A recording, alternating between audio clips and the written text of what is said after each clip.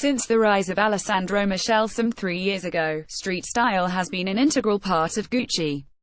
Only, the Roman designer's multifaceted work isn't rooted in the peacocks and posers you see outside fashion shows, even if that segment has now adopted his graphic aesthetic, too, but in authentic street style, the historical and contemporary characters of Italy and beyond, whom Michele grew up admiring in paintings and on the street. For his most recent Capsule project, he called upon the young London-based illustrator Isabella Cotier in a meeting of like-minded everyday spectators.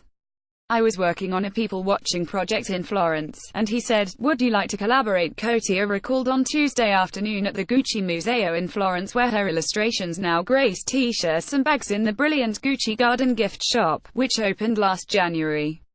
"I grew up in Florence and lived here for 12 years, so I come back very often. I was in this cafe in Santo Spirito and I saw this little old lady with this massive fur coat and hat. I thought, SHES amazing. Then, she started dancing. My friends introduced me. Her name was Florin. She was an ex-ballerina," Cotier reminisced, explaining the early beginnings of her project with Michele. "And so, I started collecting these Florentine characters from different places like Sant'Ambrogio Market. There are some serious characters in a series of illustrations that sit perfectly within Michele's colorful Gucci-verse." Cotier drew the eccentric and flamboyant pensioners indigenous to Florence. "Some are exaggerated, some are real," she noted, "but you only have to venture a little off-piste in the Renaissance jungle that is Florence to discover these exotic creatures. It's so unique to Florence. They go out and they're loose enough to feel like they're not being observed. That's what I really love, the lack of being self-conscious," Cotier reflected.